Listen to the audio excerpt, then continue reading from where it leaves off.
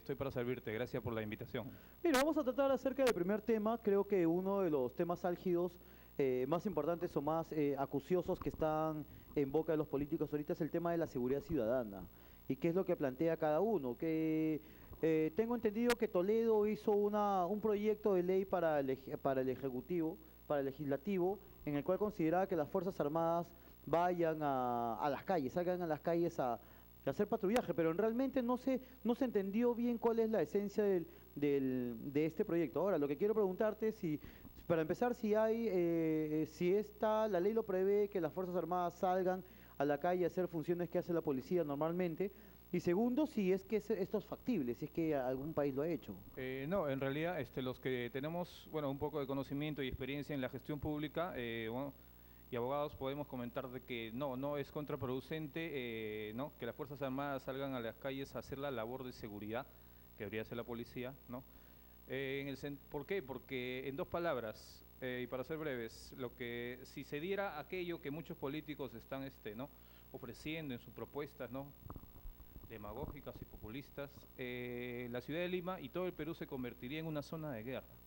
Entonces el remedio sería contraproducente. Por tal razón yo considero que aquello que Alejandro Toledo, ¿no? Alejandro Toledo y el APRA también. La propuesta de la Estrella y de Toledo, pues no es efectiva, no es efectiva. Hay un caso, el caso mexicano, mira. El, el presidente Felipe Calderón en el año 2007 sacó al ejército básicamente a combatir a los cárteles, como el cártel de Sinaloa y los Zetas. Justamente uno de estos cárteles está formado por ex militares y ex policías, ¿no? Creo que son los Zetas. La consecuencia de esto con los años es que matemáticamente ha habido 70.000 asesinatos en México, y la gran mayoría son civiles, o sea, no son gente involucrada en el tema de la droga, y 20.000 desaparecidos. Eso quiere decir que el problema de sacar a los militares a la calle para hacer función policial no ha brindado sus frutos. He visto las planchas de muchos candidatos, he visto justamente lo que estamos hablando, el tema del APRA y el tema de Toledo, que dicen que van a sacar a los militares a la calle a fungir de policías. Y también están en las propuestas de algunos candidatos al Congreso, sobre todo algunos candidatos en el tema del partido de Acuña. He visto varias veces este tema. Entonces, estamos quedando claro que realmente no es factible. Creo que coincidimos en lo mismo, Remo, no es factible, es contraproducente, y los ejemplos que has mencionado grafican claramente que aquella propuesta no pasa de ser más allá de populista. Ok, las Fuerzas Armadas realmente tienen una labor disuasiva, pero yo no me imagino a un militar con su preparación encadenando un choro de la Plaza 2 de Mayo, o un choro de, no sé, de acá de 28 de julio. Si la función de las Fuerzas Armadas de por sí no saben cuál es y no la desempeñan bien, imagínate que ¿no? se les responsabilice, se les delegue la labor de la seguridad. Sería deficiente, Remo. Por otro lado, Keiko dice que está en contra del patrullaje militar, ¿ok? Y inclusive Octavio Salazar ha hecho un comentario en que dice que realmente la preparación del militar para estos casos es una preparación que no incluye la tolerancia ante ciertos niveles de riesgo, ¿no? El policía puede tolerar un nivel de riesgo en seguridad, el militar no, el militar va ante un riesgo, no asume riesgo y dispara. Entonces, no, yo creo que estoy más de acuerdo en que me parece totalmente ridículo y descabellada con restarle poder, autoridad a la policía, porque la policía debería hacer ese trabajo, sino que no tiene las condiciones para hacerlo, no tiene la condición técnica ni la protección legal, nada para poder hacerlo. ¿Y qué opinarías del tema que desarrolló ahora ex candidato Urresti sobre los grupos Terna? ¿De repente sería una alternativa a Remo? Eso es una alternativa más técnica. De hecho, mira, realmente Urresti a mí me parece el candidato más técnico en lo que es seguridad ciudadana. De todos los que están, podrán decir de él todo lo que quieras, ¿no? Que el tipo, no sé, tiene poco grado cultural, no habla muy bien. He escuchado por ahí que dicen este es un payaso, poco le falta para bailar. Pero es una persona que tiene, él y Guino Costa, los dos, son personas que tienen bien claro la función de seguridad, ¿no?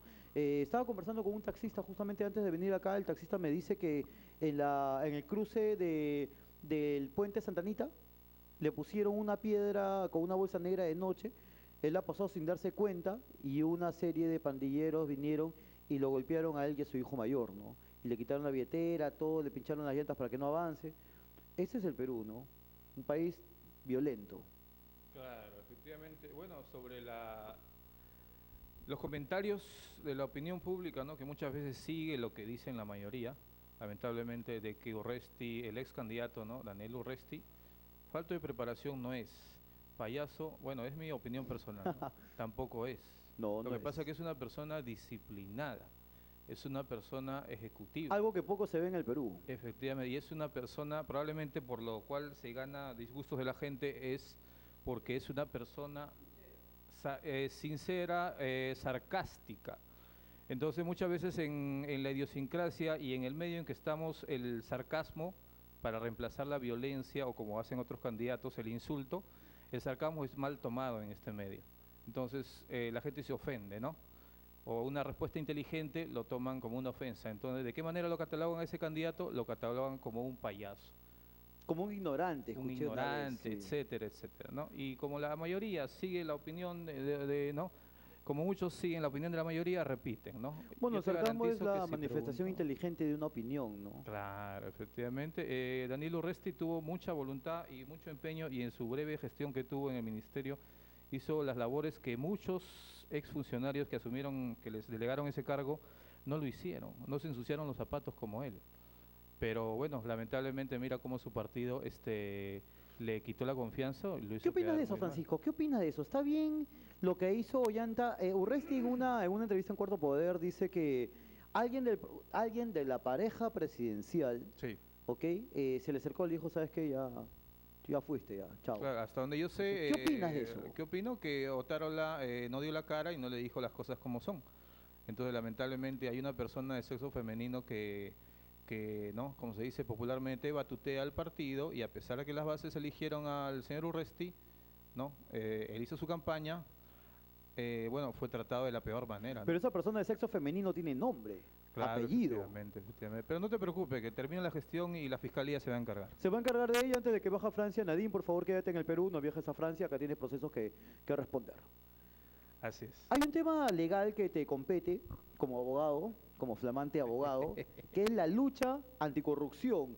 Estaba conversando con una candidata que estuvo acá en este escenario de radio Cora RTV, en nuestro programa conversando sobre la lucha anticorrupción. Le estaba diciendo que el índice de corrupción en el Perú es 78.1%. 78% de los funcionarios públicos ha tenido que ver algo, directa o indirectamente, con un tema de corrupción. Es el índice más alto en toda Latinoamérica, incluyendo a México. Le hemos ganado a México. Que por cierto también le hemos ganado en el índice de delincuencia. ¿Le hemos ganado a México? Le hemos ganado a México. Bueno, al menos en algo le hemos ganado. Sí, sí, sí. Una vez fuimos la primera potencia exportadora de choros, ¿no? Lucha anticorrupción, Francisco. Alan García tiene, muchos de estos candidatos a la presidencia tienen procesos legales abiertos o archivados. Alan García tiene el proceso que en noviembre de 2015 le resolvieron a favor de él por el tema de los narcoindultos. Toledo ni hablar, tiene el caso de Coteva, ¿ok? Es un caso pendiente todavía. Antes de eso, por ejemplo, quiero preguntarte, antes de comentar sobre el tema de la lucha anticorrupción, ¿no?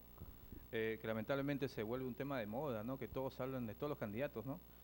Por lograr votos, ¿no? Yo quisiera que me digas qué opinas sobre la propuesta, o creo que es un proyecto para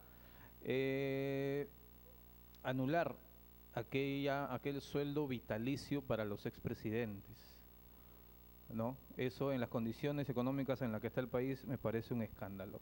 ¿Qué opinas, Remo? Ok, me parece que un expresidente debería merecer respeto por su condición de expresidente, ¿ok? Y yo no estoy en contra de que tenga una remuneración, ¿ok? Así que si se le va a pagar de manera vitalicia al presidente por ser expresidente, puede hacer. Pero no puede tener otros derechos que atentan contra los civiles, por ejemplo, protección a su familia, protección legal a su familia eterna. Efectivamente. No puede tener esas cosas, ni movilidades eternas, ni gasto directamente que se manejen eternamente para él. Eso no lo puede hacer, ¿no? Ni inmunidad de por vida. La inmunidad se gana inclusive en el Congreso, ¿ah? Efectivamente. En el Congreso. Tema interesante para los legisladores, ¿no? De encargarse de ese tema, ¿no? Tema interesante para las preguntas que queremos tener acá en Conversando. ¿Sabes que a Lula le han puesto de ministro, no? Sí, sí, Le sí. están blindando con con protección legal para que no sea intervenido, no acusado. Lamentablemente la corrupción no tiene fronteras, ¿no? ¿No? Ni idioma ni fronteras. Entonces es toda una maquinaria, un andamiaje, como decía Un andamiaje. el amigo Alejandro, Toledo, por ¿no? favor. Eso lo dice cuando está sobrio, ¿no? Sí. Entonces es un andamiaje que está en todo. Uno dice, no, el Perú, no Sudamérica, el tercer mundo. No, señores, lo que voy a decir no es novedad, pero en todo el mundo existe eso. El caso de la FIFA, ¿no? Entonces el Compurga. caso en Europa, en Francia, el tema de la corrupción trasciende mucho más allá. Bueno, la sociedad tiene un nivel de corrupción. El hecho, imagínate a Alan García con su tema de los narcoindultos. Los narcoindultos le han cobrado factura porque él está mal ahorita justamente porque los choros que él sacó están robando ahorita.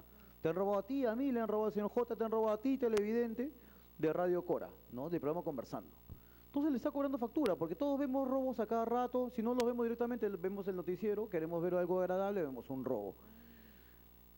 Realmente estos políticos que hablan de lucha anticorrupción están inmersos en corrupción. No hay un solo político que no esté inmerso en corrupción. Ahora, los políticos dicen lo siguiente, ¿saben qué? A mí no me han procesado, y si me han procesado me han hallado inculpado o mi expediente está archivado.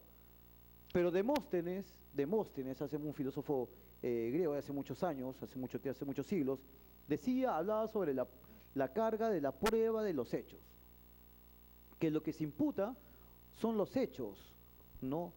Pero en el Perú básicamente no norma el hecho de mejor dicho, no norma el presentar hechos, norma que los hechos sean creíbles y demostrables por el juez.